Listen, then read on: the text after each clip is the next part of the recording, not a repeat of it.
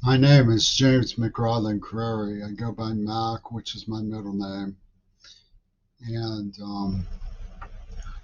some people call me James, some people call me Jim. Most people call me Mac. I live in Tacoma, Washington, but I'm originally from Pittsburgh. My father was on the U.S. San Jacinto, not the John F. Kennedy, but my loyalty sits in the John F. Kennedy um, administration. And I think that Robert Kennedy is America's best hope as president of the United States and federal system. But that doesn't necessarily mean he's going to rescue me. What this is about is the intimidation program that's being run, particularly by the union towards me and has for many years been running as part of the representation of their cause.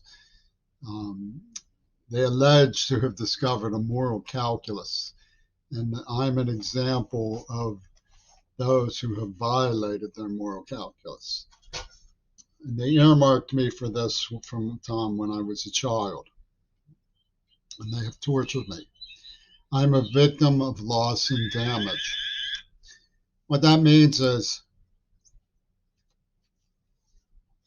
the hooliganism from the climate change movement, when directed at me, is misdirected. I was in the 80s an advocate for ecology and ending hunger.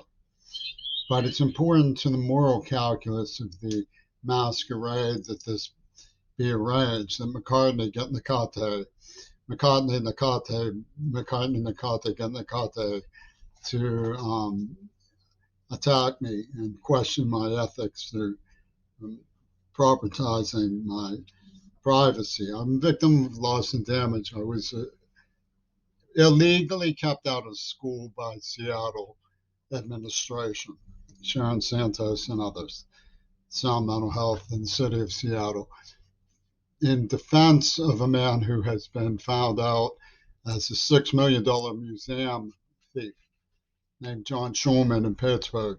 They confiscated 12 years of my life and poisoned me, leading to diabetes and Parkinson's.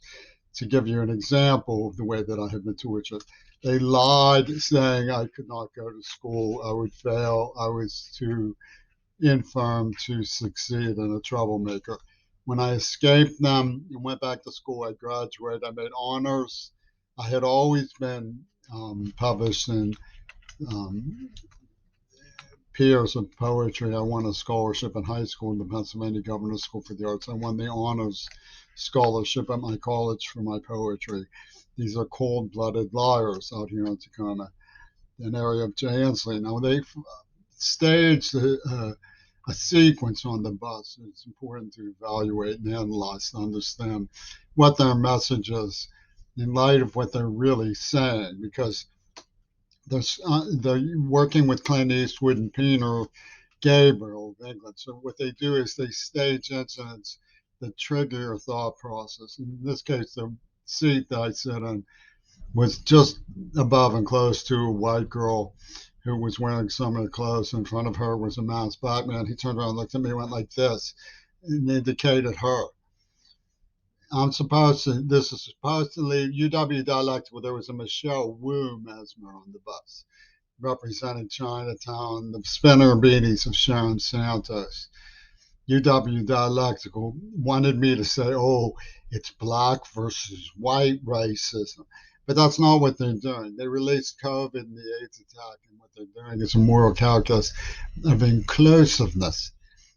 Asian, white, black union, a eugenic union of the morally good survivors, the lucky 7% who get through all of the ordeals that they have planned and arranged. You see, it's a lot like your Yimbo. In Pittsburgh, there was a lot of nastiness from the NAACP towards me over a one night stand that they arranged. And the unions in the days when blacks weren't treated properly would toss garbage in the street until sanitation workers who were white picked up their neighborhoods too. And what they got was the Spinner Beanie idea. When we circulate AIDS, we'll get some disgruntled people with AIDS to start poisoning people who don't have it. We'll poison them in the mouth, and then this will make them more empathetic to the Shimish of our movement. And they have, Jay Inslee operates this enclave, which is AIDS stops with me. Do your Kennedy scruples now, Queerball. Remember when you used to protest the test because it showed that it was planned? Well, you ingest AIDS and show us your honor code, your Kennedy honor code. They had this whole thing planned. This is not a joke. They had the whole thing planned. And they're not at all white versus black. They're an inclusive network of people who just want to get rid of the weaklings. Now, Gandhi used to say that if you if he was saving children from Hitler, he would be able to bring himself to use violence. But basically, it was beneath him. Nothing is beneath these people. They don't have a moral calculus at all. They had this idea that this Indian woman was honorary the black woman, and so when she seduced me, Obama called dibs on the real symbol of sex, which was Maduri Goja. And they made this two virgins pussy ball contest around this moral calculus. And I talked to Aaron Gandhi about it, Mahatma Gandhi's grandson.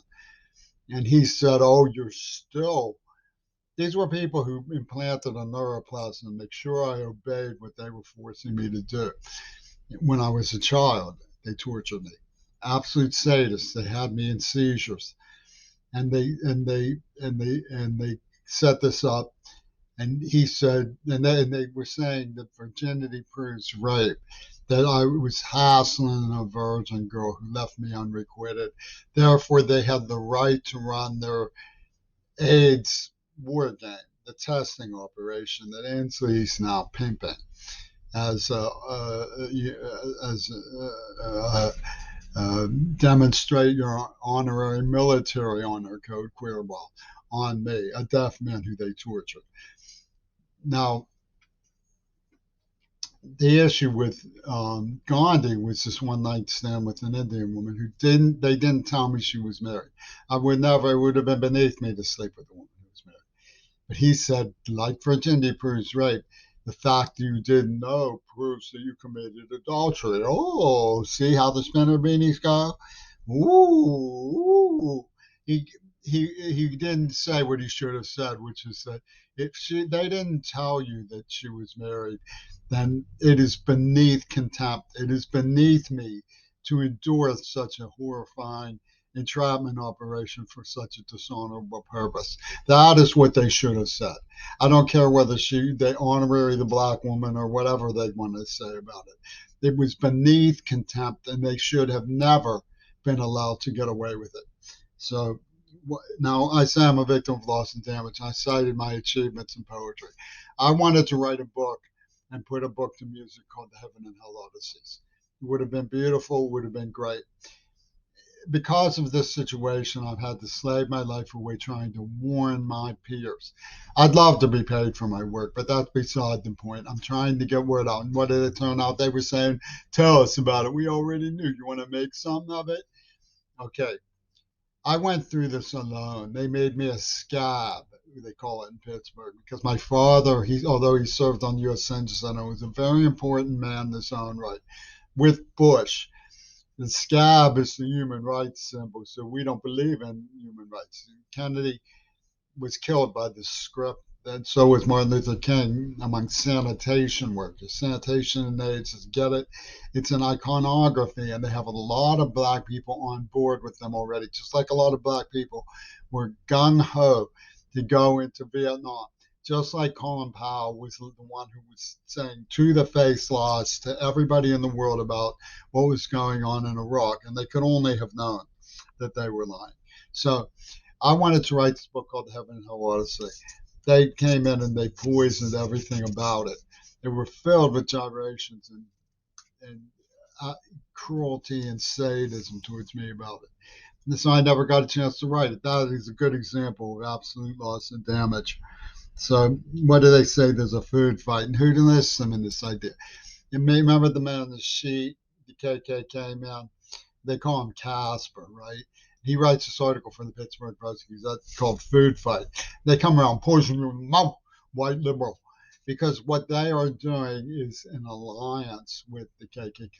It's not the black man getting in the way of whites getting it together in consensual love on a code as mature people. It that's part of it.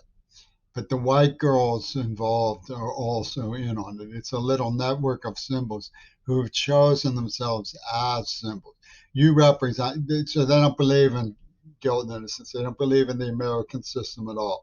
They believe in symbolism, period. So you're supposed to say, oh, it's the white versus the black to show that you too believe in symbolism and you want to get on board with the integrated network of Svengaliism. These are people who released AIDS. And they're saying AIDS stops with you. We all, oh, just go ahead, die boy. It will stop with you. And it's you can imagine the sort of spinner beanie ideas that are going through the minds of the German Black Alliance and the Grey Party. What if we give it to, then he takes it to court? This is the mind that has been in operation with Eastwood and Penis Gabriel since the 80s when I was trying to get people behind ending hunger. But it goes back much, much longer ago. It's an entanglement. It sadly involves poetry. D'Annunzio and Fayumi. I'm getting a book. I found somebody to receive it. I had to get most of my books on Kindle because the operation where I live, the Section 8 housing, because of my deafness, I can't get things delivered to my door because I have to be able to hear the doorbell.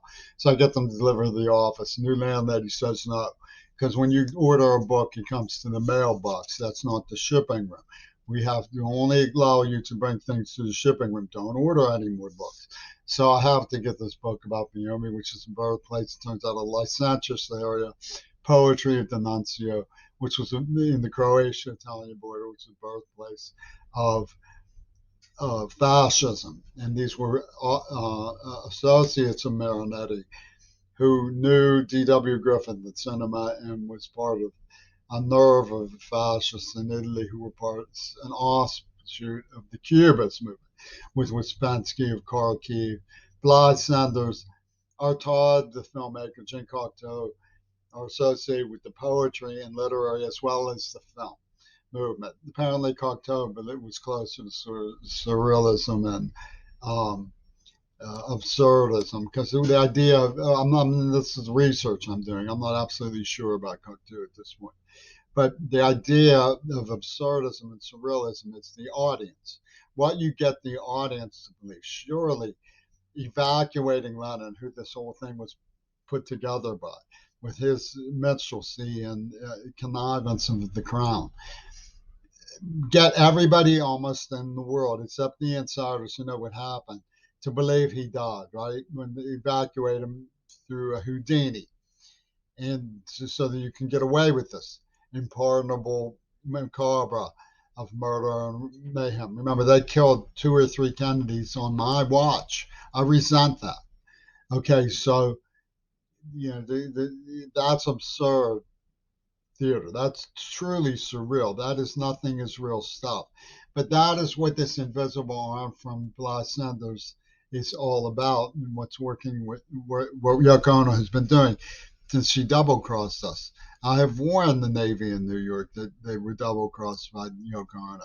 That Revolution Number 9 came out November 22nd, 1968 on the White Album. Check the Wikipedia if you doubt that. After they murdered Bobby and Martin to sell this script. And they have these black men say, well, we want you to show us your body.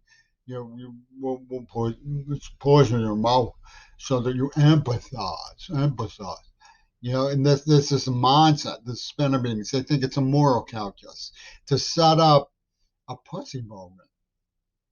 They think that's a moral calculus where they deceive the victim, about the woman being married. She tells me she has a roommate. That's all, and she takes me home. And they tell me she's married, and they say, and Gandhi says, well, if you didn't know, you're to blame for the adultery. What are you talking about? It's beneath contempt. It's beneath absolutely beneath any mature adult to deceive somebody about adultery so you can ensnare them in a moral calculus war game of pornographic genocide. But he was putting his money on Obama for some moonshine, LickyChops. Yeah, some Union and NAACP moonshine, LickyChops, courtesy Clint Eastwood and that Yoko Ono Midori Goto uh, moonshine, LickyChops. So if you don't want AIDS to stop with you, you better get wise and back off. And they castrate me. They rape seriously before they murder her. Um, they rape my deaf advocate. This white guy from the crowd, Ripper murdered Shannon Harps over a penny, and we're supposed to say, "Oh, well, that makes sense. We understand your moral calculus." I'm a victim of loss and damage. It's that simple. And it reaches a point where you get tired of telling people over and over again, having them pretend, oh, that's too hard to understand. There are people in the St. Louis Post-Dispatch who use numerology on the forums page to answer my posts.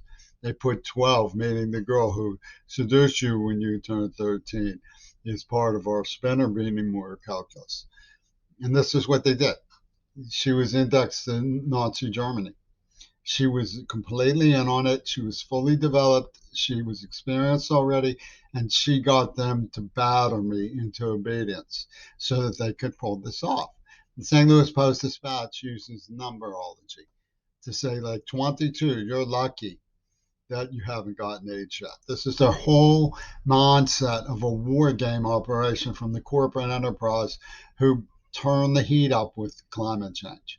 Attenborough has been in on it all along. He was one of the people who set up Greta Thunberg. I don't know, it's in her middle name. He puts her up on Tuesday. Get a laugh out of the little girl's going to represent us.